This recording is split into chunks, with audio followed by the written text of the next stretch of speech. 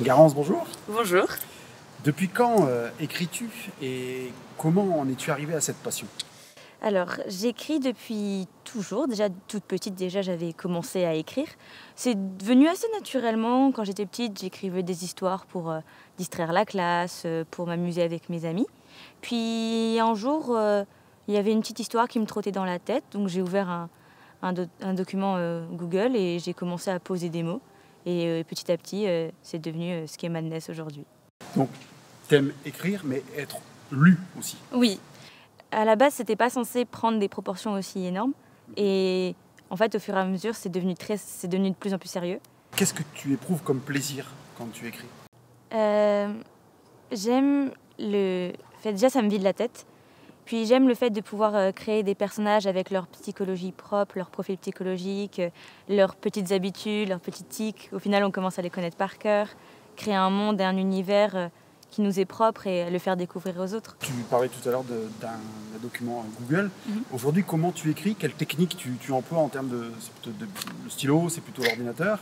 Et est-ce que tu as un lieu privilégié pour écrire? Alors, aujourd'hui j'écris du coup sur ordinateur, donc sur Google Doc. Mais il y a toujours une partie où, avant d'écrire, j'écris pas comme ça, sans rien préparer. J'ai toujours des longues séances de brainstorming dans mes petits carnets, où je fais du coup brainstorming, je cherche mes personnages, j'ai des listes entières de prénoms, des cartes, des graphiques, beaucoup de graphiques, que des graphiques, énormément de graphiques, j'aime beaucoup les graphiques, avec mes statistiques. Et le lieu privilégié sur lequel j'aime écrire, j'ai eu une période où j'aimais bien écrire dans ma chambre, dans mon lit, mais je me suis rendu compte que ça me fatiguait vite et que j'avais du mal à dormir, donc maintenant je préfère écrire sur mon bureau, comme ça c'est mon espace de travail et au moins je sais que ça reste là. Tu as un lieu privilégié, est-ce que tu as des temps privilégiés? J'ai remarqué que j'étais beaucoup plus productif le soir, juste avant d'aller me coucher.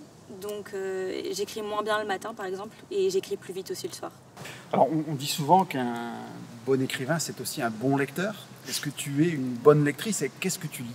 Oui, j'aime beaucoup lire, c'est aussi une grosse partie de ma vie.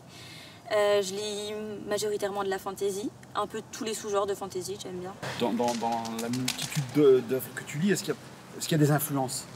Et quels auteurs? Oui, évidemment. Il y a déjà Tricia Levenseler, qui pour moi est une des plus grandes génies niveau littéraire sur cette planète. Et sinon, il y a aussi niveau français, il y a plus Gaël Momon qui a écrit la trilogie des Cahiers d'Obscurité, qui m'a aussi beaucoup inspiré niveau paysage. Donc, et elle a une plume très soutenue, très propre. J'aime beaucoup ce qu'elle fait. Est-ce que tu peux nous décrire l'univers dans lequel évoluent tes personnages dans Madness? Ils évoluent dans un univers assez sombre, assez pesant, très restreint, comme s'ils étaient enfermés tout le temps. C'est très clos. Et c'est ça que j'aimais bien aussi, c'est de faire ressentir, même dans les moments un peu de joie, tout cet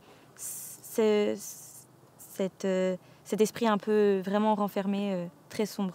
Comment est né Madness dans ton esprit? Du coup, c'est ce que je disais tout à l'heure, Madness, c'était pas censé prendre des proportions comme elles le sont aujourd'hui. C'était vraiment un petit truc comme ça. Pour moi, ça allait jamais faire plus de 2 pages, ou je l'avais écrit, je pensais peut-être jamais le reprendre. Et puis, début d'année dernière, fin mars, j'ai repris ce que j'avais commencé. Et après le premier jet était fini, du coup, je me suis intéressée à comment on fait après, qu'est-ce qui se passe, c'est quoi l'étape d'après. Donc la relecture, la réécriture, la bêta-lecture, et ça s'est fait comme ça. C'est une bonne transition pour évoquer la maison d'édition Hello Édition. Donc c'est une jeune maison d'édition qui est née en 2018, si je ne m'abuse. Comment se passe la relation avec eux? Ça se passe très bien, Ils sont très pédagogues avec moi parce que de mon jeune âge, je connais pas. Enfin, vu que c'est mon premier roman, j'avais pas forcément tous les codes de la maison. Donc très patients, ils m'ont beaucoup aidé dans le processus et ils étaient présents à chaque fois que j'avais une question. D'accord, donc tu leur as envoyé un manuscrit. Après, quelles sont les étapes qui s'enclenchent du coup, une fois qu'ils ont dit oui au manuscrit? Après qu'il y a eu la validation du manuscrit, ça a été assez vite. Il y a eu du coup toute l'étape de correction, de relecture avec ma correctrice et mon éditrice. Et après, il y a eu la création de la couverture et tout ce qui va être après pour les étapes promotionnelles. Alors, être édité à 15 ans, c'est pas banal. Comment tu vois l'avenir en termes d'études? Est-ce que ça sera dans ce domaine-là? Est-ce que tu imagines un métier dans le monde de l'écriture? Comment tu le vis là aujourd'hui? Alors malheureusement, aujourd'hui en France, c'est assez compliqué d'en vivre. Il n'y a pas non plus d'études pour ça. Il n'y a pas encore d'école d'auteur, d'autrice. J'aimerais beaucoup en faire mon métier. Ce serait vraiment le rêve ultime. Après, malheureusement, du coup, c'est assez compliqué. Mais sinon, peut-être toujours un métier lié au milieu du livre, peut-être dans l'édition ou en librairie. Alors, on va absolument pas dévoiler l'intrigue de Madness. Moi, ce qui m'intéresse, c'est la suite de Madness. La suite, alors pas forcément la suite de Madness, mais la suite des événements pour toi. Comment tu la vois et qu'est-ce qu'il y a déjà décrit là aujourd'hui? Alors là, j'ai un projet, un autre bébé qui est en cours de réécriture, de sa première réécriture, bientôt de la bêta lecture. Et je travaille sur un troisième projet aussi actuellement. Donc, qui serait toujours dans le même univers de Madness? dans le même univers, mais pas les mêmes personnages. D'accord.